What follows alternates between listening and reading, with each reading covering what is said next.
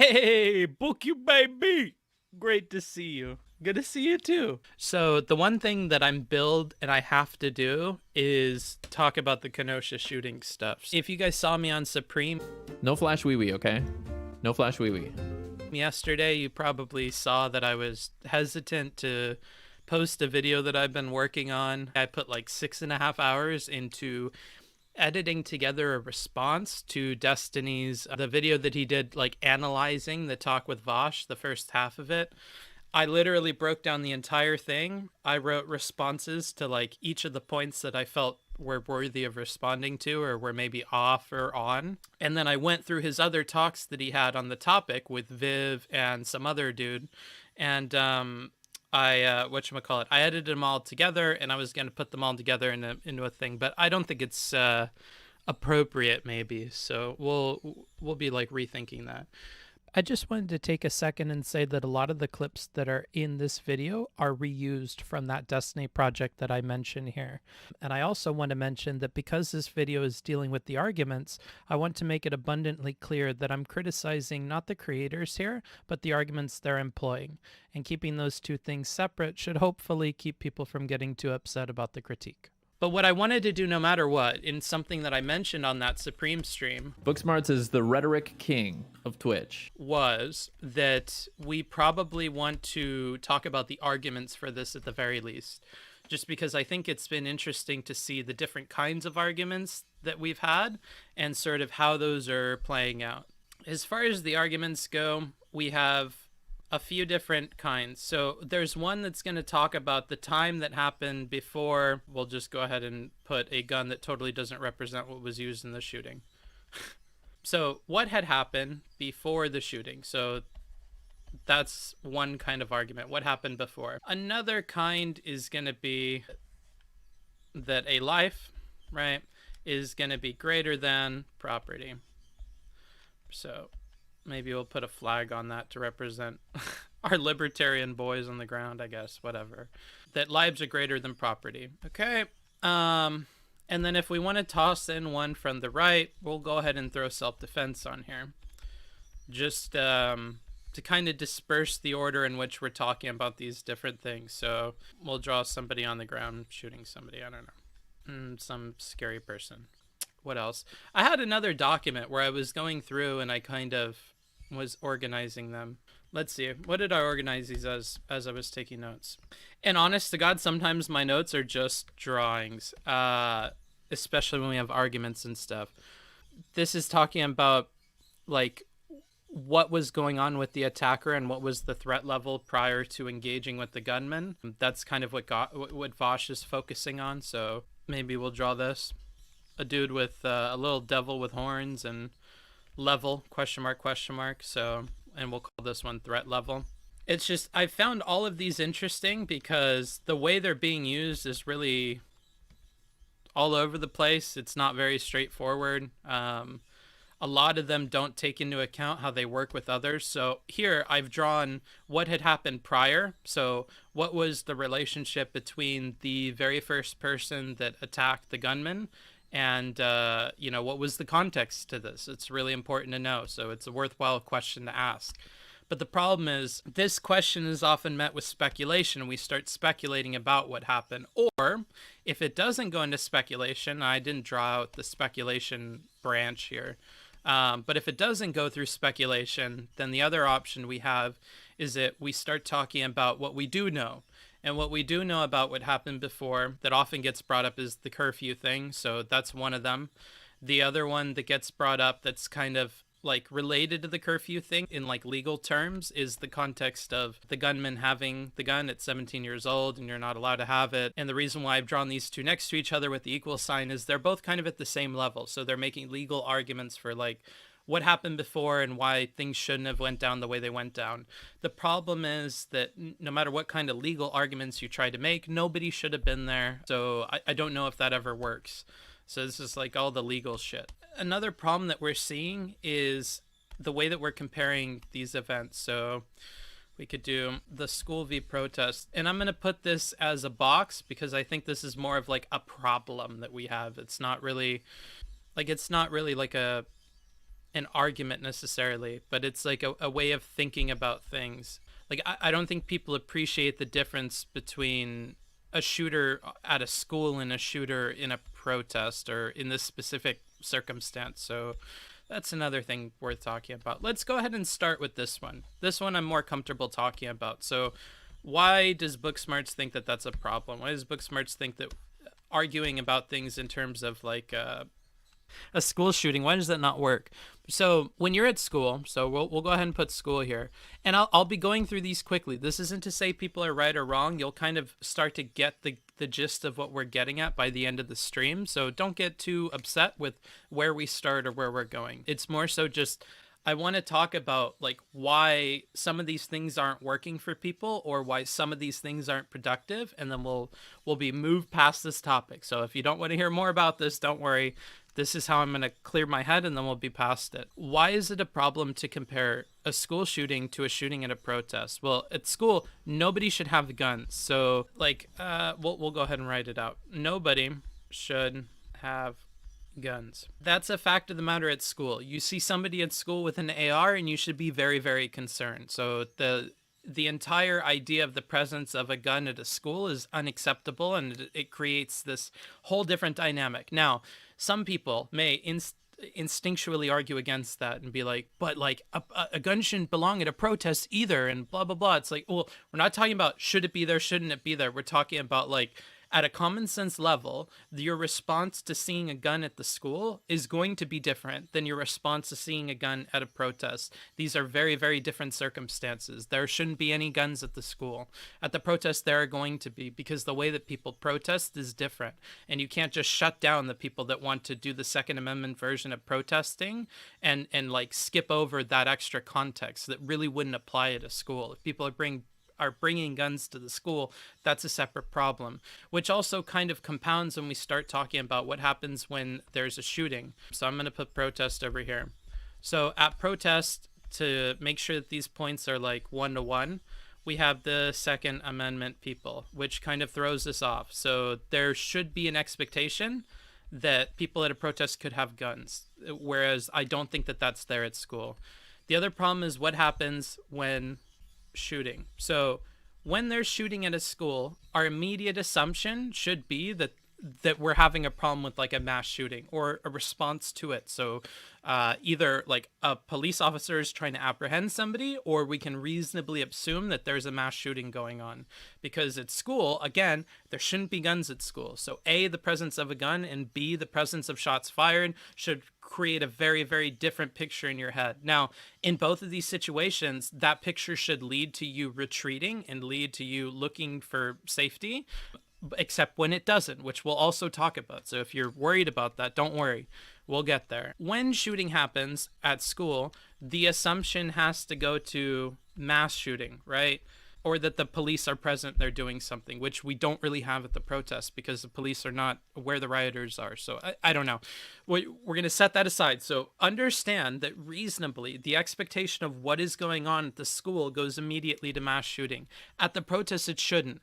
Now, I understand, and I've heard the argument from Vivian and other people that there is a reasonable expectation that they're shooting at the protests, that protesters are getting shot. Like, yes, obviously, but like mass shooting is going to be different. The idea that like somebody is going out there to kill as many people as possible isn't nearly as quick of a switch that should flick. I don't know, but it seems like for other people that is.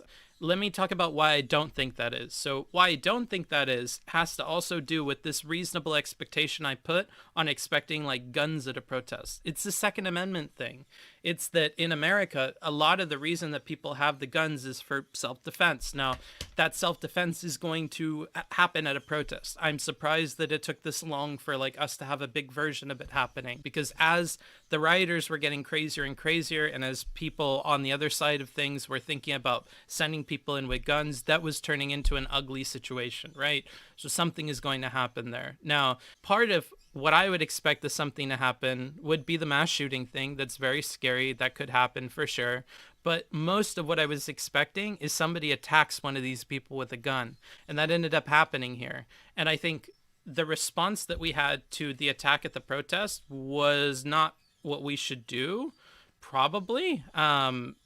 when compared to the school one. So when the shooting happens at a school, we can reasonably make the jump to mass shooting. When it happens at a protest, it could very easily be any of these Second Amendment people protecting themselves. Now, some people do not grant the Second Amendment people protecting themselves because they jump to this threat of property thing. So maybe I'll talk about that real quick. Let's do threat of property real quick. There is this overarching argument to everything that lives are greater than property. If that's your opinion, that's totally fine. But I think framing this particular situation as a lives versus property situation kind of misses where I start and stop looking at the event.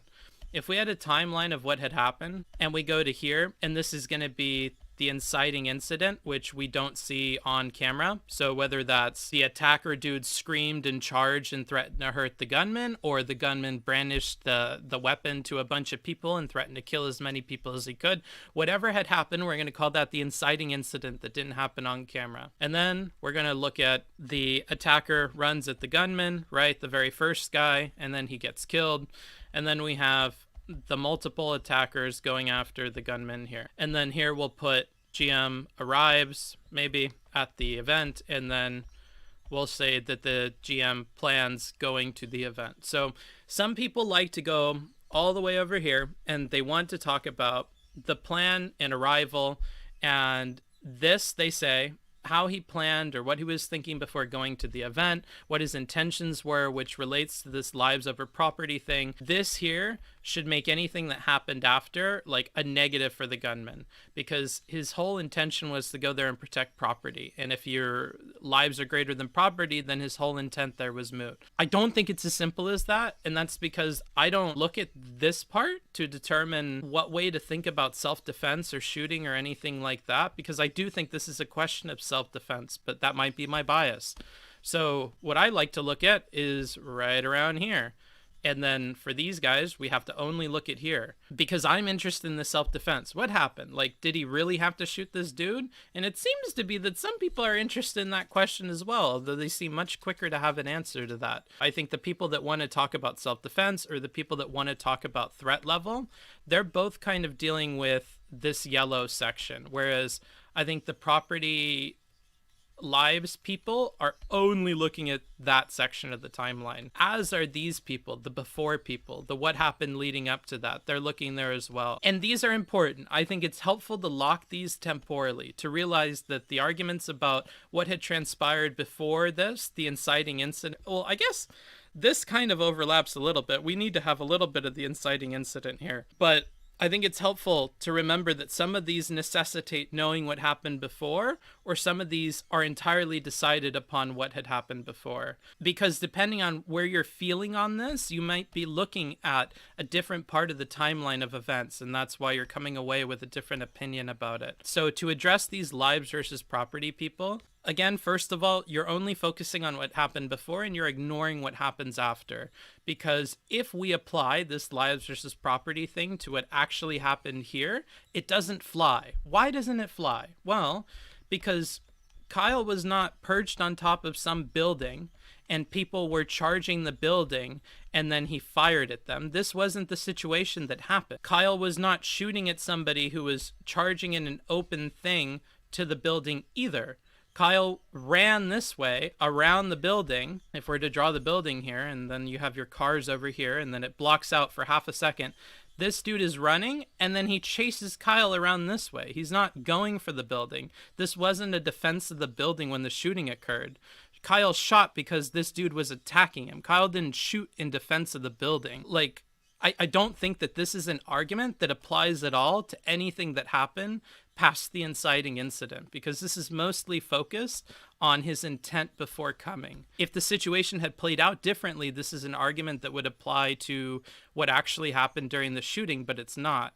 Again, they weren't attacking the building and Kyle shot them in defense of the building alone. Kyle shot this guy in defense of his life. And so that's why I think focusing on the self-defense and the threat level angle focuses on what actually happened there and is probably a more productive place to talk about. Let's go ahead and break this one down while we're at it. We'll do threat level first. So what about the threat level thing? Vosh and others have talked about how you kind of need to break down this threat level. And usually this also tends to get tied with the argument that you needed to de-escalate, or that you needed to, and this is kind of like a parallel argument, that there had to been some like rules of engagement.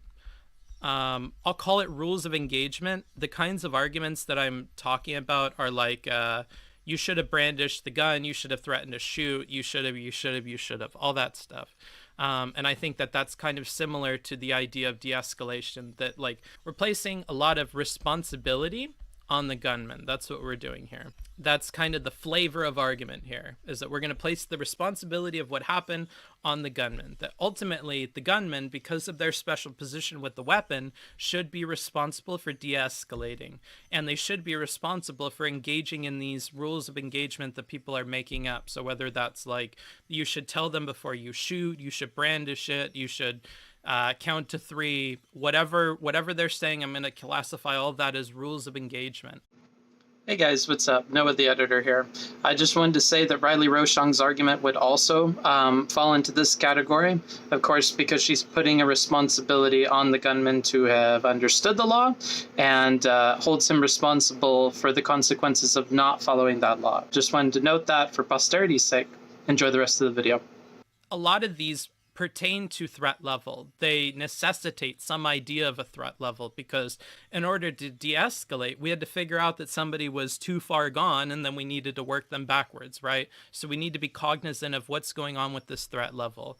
And ultimately, in order to engage in de-escalation, you had to determine that this threat was low enough that it didn't warrant immediate response, that you could actually engage in de-escalation.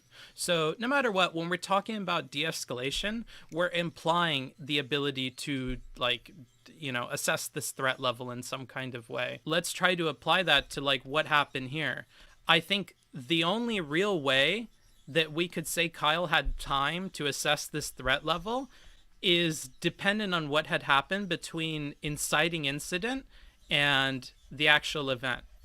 So I think that like if we called this lowercase a, threat level requires us to know more about what had happened in A space here in the timeline. So what happened between the inciting incident and the first attack. In order to do threat level, we need to know that. Are we all done with threat level? Let's see. Yeah, because I don't want to talk about the reasonability of being able to assess that for somebody, or the reasonability of being able to do the rules of engagement or whatever. I think we're good there. Do you guys get where I'm going so far, or do you feel like there needs to be clarification anywhere? Is there anything I'm skipping over too much for you? I'm following pretty well. Much love, book. Dope. All right, so that's where we're at with this. To recap again, threat level, we kind of need to know about the A section of the timeline here. Yep, all very understandable. Dope. We need to know that part. Let's look at self-defense now, and I kind of need to make space. So we'll grab an arrow and we'll throw that way over here. All right, so let's talk about threat level. Or shit, what are we on? Self-defense. A lot of arguments here, folks. Self-defense. So this may not be a perspective you guys hear very much. If need be, if people request it, I'll look at some videos from literally any side but the left side. Like central and right are kind of both in tandem on the perspective for the shooter. So like this is where I'm struggling. I feel like I'm mostly trying to speak to people who are used to having like left influences for this. So with self-defense, let's try for 1 second and limit the self-defense talk to just what happens. Well, if this is A, let's try and limit this one to B. Let's go ahead and give us pink or purple or magenta. I don't know what this is. And let's call this B. So the first way I'll talk about this, we'll talk about B. And to be more specific, the B timeline is going to be what happened in the video. So B is the video. If we limit to the video, the self-defense argument is way easier to make, and that might be part of why it's more intuitive to the right-leaning people. This B argument is going to assume, like, here's the easiest way that I could explain it to you so you could see it. Not like trying to persuade you to it, but I just want you to see it so that you can understand. Let's teleport into the brain of the shooter for 2 seconds, and let's just recreate the events of what happened. So let's say that you Freaky Friday'd into the body of the dude with the gun, okay? and you're at a protest. You got the building behind you. You're telling people, oh, okay, yeah, I'm doing medic stuff, whatever. Stuff starts getting crazy, and we get to be in the video. So let's do this first person. You're here, you got your gun, whatever, and this dude starts fucking booking it at you.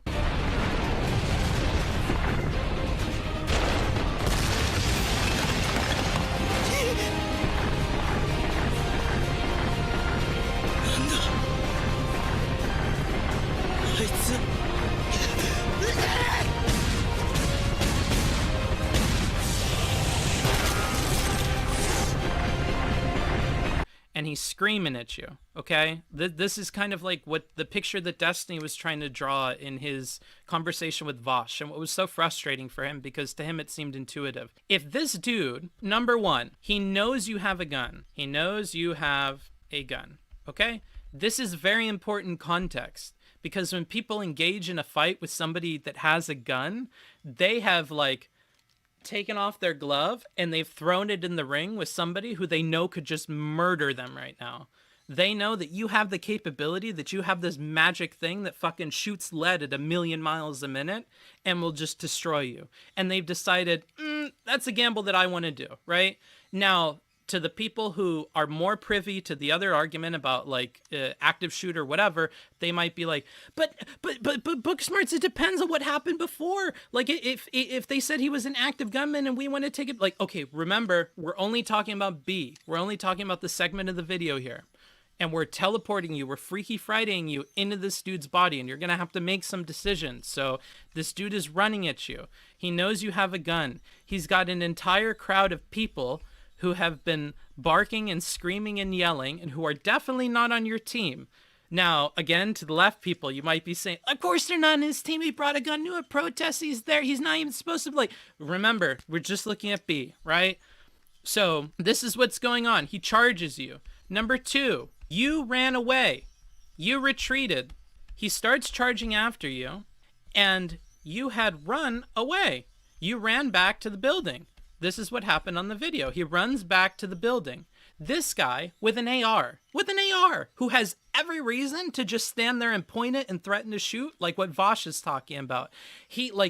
And what's funny is, had that played out that way, I think Vosh and everybody else would have been way more justified in thinking negatively about this situation. If somebody was just standing in front of a building and said, like, oh, go ahead, charge at me, I'll fucking shoot, and then called somebody's bluff on that, I feel like, to me, that's morally a very different situation than what actually had happened here. Like, I think if we had followed all those steps, and instead you had stood there like an asshole, and you're just like, go ahead, fucking run up on me and whatever, and then this dude ran, and you just fucking shot him and didn't move an inch, I think that's different. Even if you had threatened this dude, even if he's screaming and yelling, shoot me, whatever, and then you had, like, you know, done this threat and run away, I think the running away is a significant part that we can see happen on the video. So no matter what, this is an important factor that we got on video. Number three, and Destiny highlights this man versus child thing, but like, this is a big worry. That dude is bigger than him. That dude is scary. That dude is older. This may not have been clear to the gunman at the time, but imagine that you were a dumb fuck 17-year-old. Remember how dumb you were at 17? And if you don't think you were dumb at 17, you're either 17 or you're dumb as fuck still. So like, think about that a little bit. If a grown-ass man is charging you, and the only means of defense that you have on you is this weapon, what are you going to go to? Now, my friends on the left will be like, well, that's why you don't have the gun, and that's why there needs to be an extra amount of responsibility that we put on the gunman, like we talked about over here. Or like I mentioned before about Riley Rochon. And something that I might talk about with Vosh's argument, which is a lot of like, I don't want to give extra credence to this dude to just gun somebody down because he was open carrying. I don't think that gives you this right to escalate every single situation like that. But what's unfortunate is like hearing Vosh say that, I'm tempted to be like, but that's like a childish complaint of the reality of a situation. The reality of the situation is, yes, if you are open carrying a weapon on you, that does all of a sudden change the interactions you have with every single person. In much the same way the police and their interactions with people immediately changes, because at any point that police officer could murder you, right? The guns definitely do change the dynamic, but this is an undeniable part, intrinsic to gun ownership and having the gun in the situation. So I don't think it's helpful to point to that and go, I don't want to give any extra stuff to this dude. It's like, but that's the reality of it. Like, you can like whine and pout and whatever, but yes, if you do open carry, you escalate a bunch of situations. And unfortunately for other people, that's a two-way street that they're engaging with, whether they're conscious of that at the time or not. And so that is a reality of the situation, is that this knowing that you have a gun thing has to factor into your decisions about how to handle this dude that's charging at you, because he knows that you have this. This does change the situation. Number 4, and this pertains to number 1, I almost want to put it underneath. One thing we don't harp on nearly enough is he can take it. He can take it. He's a grown-ass man running at you, knows you have a gun, and he can take it from you. If anybody takes that from you, you are gambling to the mob that they're going to treat you well. Like one thing that Destiny kept bringing up that I was surprised got the responses that it did is like, what is the advice here? The advice is you just like put it down and when this dude is charging you? Like, no, that's never at any point a decision I would make in Kyle's shoes. This almost forgets the whole point he brought the gun in the first place. The gun is something for self-defense. He didn't use his gun sniping people on top of a building from what we saw, but if he did, that's fucking awful, and all of a sudden the situation changes, but that's not at all what we saw. That's not at all reflected in what had happened. You know, again, if he gets on top of us, if he jumps us, if he grabs it, all of a sudden everything is done. If he gets one hand on that gun, that can change the whole game for the rest of our fight with him. If he gets one single, here, I'll draw him here. If he gets one single hand on that, we're done skis, right? There goes the entire thing that was supposed to equalize any fight that we're having with anybody. There goes the equalizer. There goes the purpose of that tool. That's why you have that there. And I don't know if this is coming from a place of like not understanding why people would open carry this stuff, or not understanding why they have it there, or just disagreeing with that and then carrying that logic over into your arguments. But like, this is what is running through the head of somebody who brought the gun to this protest, and this person is charging them. And if we're going to talk about this, I'm not going to talk about Rosenbaum, the very first person that charged this guy, but I will talk about the attackers that followed. If we have number 2, 3, and I guess we could count 4, but there were plenty of other people. If we count these people that went after him afterwards, these people have different notes going on in their head, and this is something that I talked to Supreme about. It bothers me as well, and why I kind of understand where people are coming from on the advice that they're giving. From their perspective, what training do they have with shooters or people with guns in general? If they see shooter, they immediately jump to mass shooter. That's what they know, right?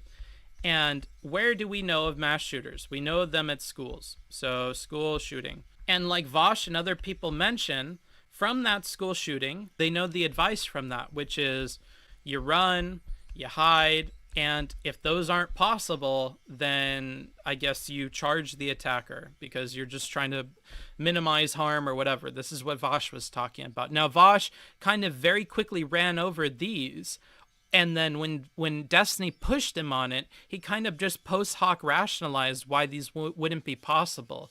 He just went, oh, well, like, if you see somebody with a rifle, you can do some quick math and figure out that, like, even if you run, they could probably still kill you. So it's probably in your best interest to just charge. It's like, well, hold on. That's not very clear at all.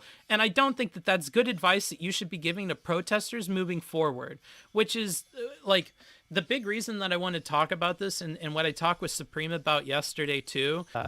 And likewise to the people that charge, like, well, now we know, like, for if this is going to be a continued thing, which the people on the left are afraid of, they're like, well, now the rhetoric is starting to shift. There's starting to be support for militias. Like, well, this might happen again. And if that's honestly your perspective, then you should educate people on how to handle this moving forward. Because if you can't avoid this happening, like, it would be a tragedy if this plays out the same exact way again. And like, it makes me all shaky to say that, but like, that's low-key what I'm thinking this entire time is like, guys, let's rectify some bits of this on both sides so that like we can maybe try and like not have this happen this way ever again. Like, like, I don't know. Like, it seems like we could learn a Right. lot from this, and we're not learning shit. When we're talking about this protest and responding to a shooter and all that, if this is the same response that the protesters have next time and we have anybody different as the gunman, a lot more people could die for no fucking reason. So, no. If you see somebody shoot somebody else, your immediate instinct should not be to charge that shooter. In a bunch of other crimes where we see somebody has shot somebody else, whether that's burglary, whether that's like actual attacks on people in the street, gang violence, things like this, never is the advice to run up to the gunman and to try charging him or to take the gun away. This is something that exclusively comes from these mass shooting situations. And I think that's what people have in their mind. I want to take that image out if you're going to participate at these protests, because it's not going to provide you helpful advice that'll keep you or other people safe. What it's going to do is compound on a situation and make it much worse. Even if that was an active gunman, what we saw from this situation is you're not stopping them like that. And that if you are, you're going to take a big risk for you and for other people. So I know that sounds harsh, and it sounds harsh when Destiny is saying it, but like, this is a reality that we should probably highlight for future shootings and protests and all that. Run, hide, fight. Yeah, exactly. Run, hide, fight. Okay, we'll put fight instead of charge, because that kind of makes more sense. We'll put fight. It keeps it nice and vague. Depends on what kind of fighting you could do. I don't think jumping to fight should be something that you do, especially when you're in a situation outside of school or outside of like your office or some shit like that where you're trapped in. That's very, very different than this. At night, when we can't fucking see and there's a million, like, I don't know. It's a completely different situation. And I think that like our advice to protesters moving forward, or what we learned from this event, that should be that we need to change the way we see the dynamics of handling other, whether that's counter protesters or protesters on our own team with weapons. Now the weapons are changing the situation here. The level of violence is increasing. Obviously, we see the increase on the anti-protester side with the shooting, but we're also obviously seeing increases on the BLM side with the rioting and with the looting and with the fires, which I know you guys don't like talking about, but like the reality is on both sides, this is increasing. The tension of this entire situation is increasing. So we should probably change the way we're handling these situations to match that. And just a big one is going to be what the advice should be when you hear gunshots or when somebody is shooting. I don't think it should be to charge that person, but that isn't to take away from the people who, from their perspective of attacker number 2, 3, 4, and everybody else, who this is what they're thinking. What do you do? Well, there's a shooter. They could be a mass shooter. They could kill so many people. The heroic thing to do is to fight. So the other thing going on in the heads of a lot of these people is, what is the heroic act? What is the brave act? What is the courageous thing to do? And it's this idea of heroism that kind of drives them to skip the run and hide and go to the fight. This isn't to shit on them, because what are you, like, how are you going to process that situation when you're in it? It's very tough to criticize people. And so I'm not criticizing people. And this is also why, like, any deep, like, pointed criticism of these people who in their minds were doing the best thing that they could have done in that situation, it falls on deaf ears. And it really upsets people when you do that. And I understand that. And I get that, like, you know, if you start attacking these people who died doing something that they thought was right, like that's crazy. And it's never going to come off good. It's not a good thing to do, and it's not something I'm doing here. What I'm advising with this breakdown is that we kind of start to change these two aspects here. So the jump from somebody has shot a gun or hearing that somebody shot somebody else to mass shooter to school shooting to run, hide, and fight. And if anything, I'm iffy on this. Keep this because it's the only advice that you have, but keep in mind that it goes in this order, that we have to run, we have to hide, and then we fight, right? And to maybe take it out of some people's minds or put this in their mind as like a warning that, like, it doesn't really work like that all the time, and that at protests this is going to be a different situation, and to keep on your toes. I'm not gonna harp on the heroism thing, because that's a natural consequence of run, hide, and fight working out well for you. So I'll leave that alone. But we definitely need to change this perception we have in our head of the people that are at the protests with guns, because they are protesting in their own way, same as you. And from the sounds of it and the few videos we have of before the event, which I keep not wanting to talk about, but we could talk about, there are also videos of Kyle seeming to be in support of the protesters or helping them. So, you know, the evidence is all over the place. A lot of the people that are looking at this X area here are focusing on Blue Lives Matter posts that he made, basically Kyle's activity on social media. There's another video where he's punching some chick, I guess. People think that's Kyle. But basically, like, there's a whole cloud of social media stuff that we're looking into with X. But if I am to note, like, another little area here, maybe this area here. So between the gunman arriving and the inciting incident that we don't see, we could call this Y.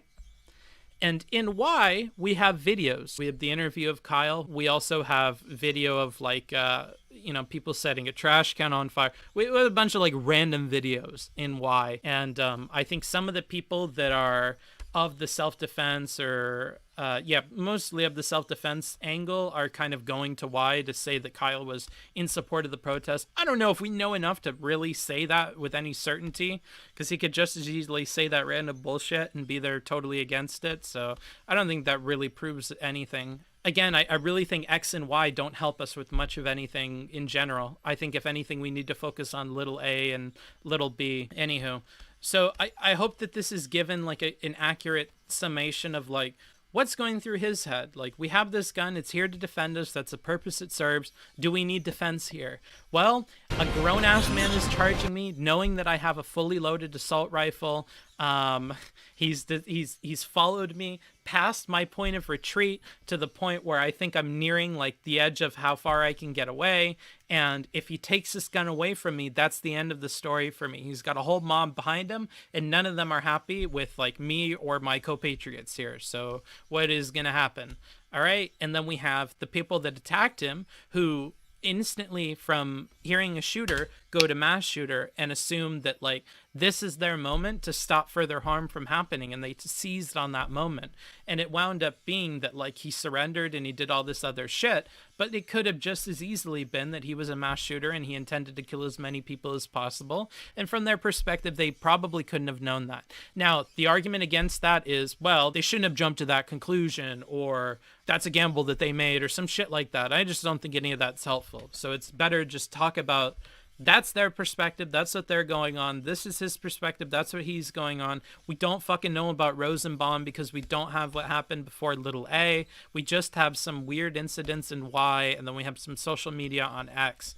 Now, on the right side of things, to, I guess, give where they're going into X, they found a bunch of criminal records of the attackers, and they launched like a whole campaign against the character of those people. So in general, I think a lot of the arguments coming from this X area are no good. Whether that's he's an alt-right or white supremacist, whatever. And him being a white nationalist, a white supremacist who came across state lines to align himself with white supremacists. And therefore, he intended to kill as many people as possible.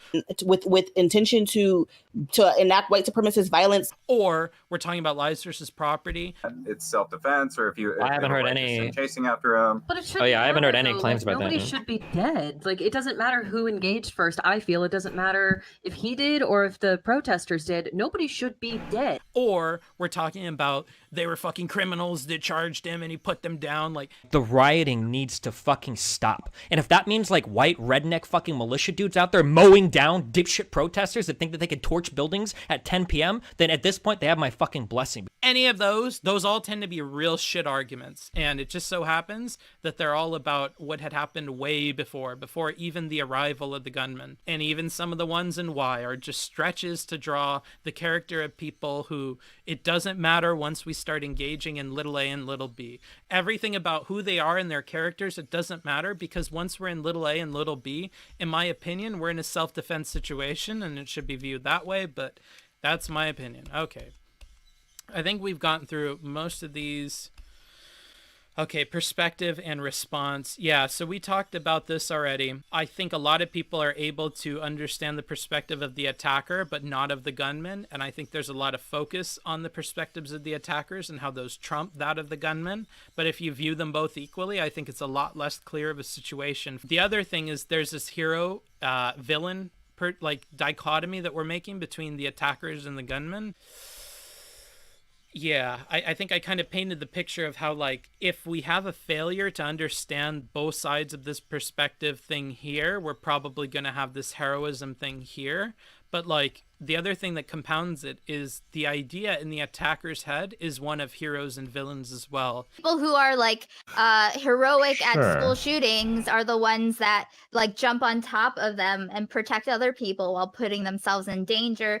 The idea that we're going to be the hero by stopping this, then this dude is automatically a mass shooter villain because he shot somebody at a protest who charged him. But whatever, that's what's going on there. I think that's most of the ones I wanted to talk about. There's plenty more that were evidenced in like the panels that were happening as the news broke, but I don't feel like those are worth looking at necessarily so much as like the one-on-one discussions where I could see people playing out the ideas that they personally hold, and seeing where those go.